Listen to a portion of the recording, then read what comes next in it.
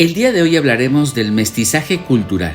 Vamos a ver qué es, de qué trata y cómo nos puede afectar a todos nosotros hoy día. Primero que nada, en los años de formación de la Nueva España se fue generando una cultura mexicana y las propuestas de negros, peruanos, chinos, entre otros, formaron elementos culturales que impusieron los españoles. Este aspecto, ¿cómo lo pudiéramos definir? Bueno, es el proceso mediante el cual se mezclan dos culturas diferentes y originan una nueva, de tal manera que se van mezclando entre las naciones, entre las razas. Algunos elementos culturales son el origen, la ubicación geográfica, y cuando juntamos estas dos cosas tenemos una mezcla a la que vamos a llamar una cultura mestiza o simplemente mestizaje. Así, nosotros hoy en día tenemos una identidad como mexicanos, una identidad cultural. A este proceso se le conoce como sincrético, es decir, es un proceso en el cual un pueblo recibe la cultura de otro, se mezclan y forman una nueva cultura. En este sentido, hay algunas expresiones que muestran esta manifestación. Su manifestación artística como la danza, la música, las artesanías, la poesía y el arte plástico, por citar algunas de las características donde se reflejó precisamente esta nueva cultura, este proceso sincrético. Así, México se puede diferenciar del resto del mundo por esta cultura muy en particular en la que se mezcló con los españoles.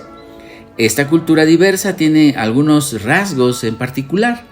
Vamos a mencionar dos de ellos y uno que lo hizo fuerte.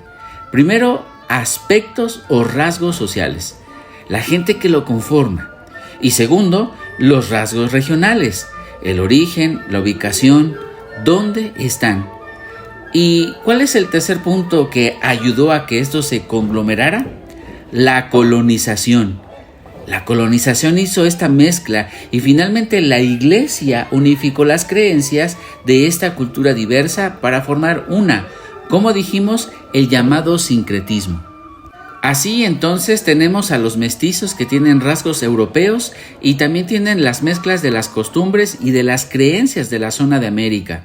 Tenemos una cultura e identidad propia, aunque ya ha sido generada o creada a partir de la mezcla de otras.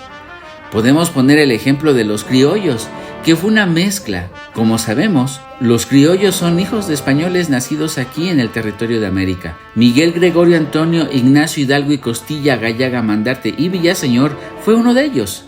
Él intentó desvincularnos del yugo español aquí en América, lo que dio como origen al movimiento de independencia, aunque originalmente no quería eso, sino simplemente que hubiera igualdad. Eso era lo que se buscaba. Sin embargo, como ya se había formado una identidad, un sincretismo, ahora nos íbamos a identificar. Iba a haber atisbos, es decir, nos iban a conocer por algunos indicios. Ya éramos diferentes, ya no éramos simplemente los indígenas, sino ahora ya tendríamos una identidad mexicana en la mezcla que nos fue dada precisamente con los españoles.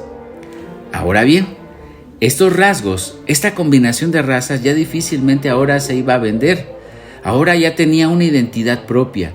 Ya no iba a ser tan fácil ahora desprenderse de la gente y de las características que se estaban gestando, que se estaban creando en este proceso de mestizaje cultural. Los rasgos que tienen esta mezcla en nuestra gente, en nuestra nación, son algunas expresiones artísticas novohispanas o en este periodo de la colonia también. Vamos a hablar particularmente de tres. Vamos a hablar de la arquitectura, la pintura y del arte plumario. Este arte novohispano es una muestra clara de este mestizaje cultural. Por ejemplo, la arquitectura. Ahorita vamos a hablar un poco al respecto y las características que tenían. La pintura y los rasgos que se fueron creando en la mezcla de lo que pensaban aquí y lo que traían los europeos. Y también el arte plumario, que era algo muy autóctono, algo que los indígenas compartieron en este proceso con los españoles. ¿Dónde se reflejaba este arte novohispano? Muy comúnmente en los lugares que llamamos conventos, que son fortalezas que se construyeron en los primeros años de la conquista. Ahí se incorporaron una mezcla de estilos importados por los españoles, pero también los indígenas que los construyeron aportaron elementos y modalidades prehispánicas, es decir, los que ellos creían, lo que ellos eran, y así fueron dándole una expresión artística diferente y única. Y esto quedó plasmado generalmente en lienzos, y esos lienzos hoy en día son un reflejo de estas expresiones que ya mencionamos. El arte prehispánico como tal, podemos ver que se va desarrollando a través de una imposición de la cultura primeramente española, pero como ya vimos, forma características propias. Sin embargo, es una imposición. ¿Por qué? Porque nos dejamos guiar por 3 periodos. El ámbito renacentista, características que se tuvo en el estilo renacentista para las construcciones, por ejemplo, o para las pinturas también. Otro fue el barroco. Fue el estilo más difundido en la Nueva España durante los siglos XVII y XVIII. Es una exageración decorativa de los elementos arquitectónicos, pero también se unen apropiadamente estos en un mismo ser. En el caso del barroco, surge el churrigueresco a finales del siglo XVIII como una variante creada por Jesús Churriguera y se caracteriza por presentar mayores exageraciones y fantasías en la ornamentación, y así varios ejemplos de iglesias, de templos en México que tienen estos puntos en particular. Esto mostraba el poderío y la suntuosidad española. Eso era lo que ellos querían reflejar, y hoy en día se ha convertido en patrimonio natural y cultural de México hacia el mundo.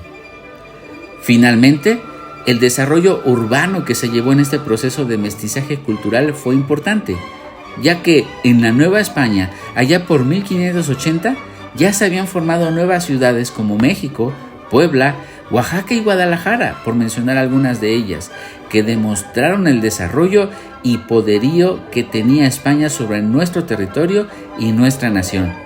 ¿Y tú, qué te llevas del mestizaje cultural?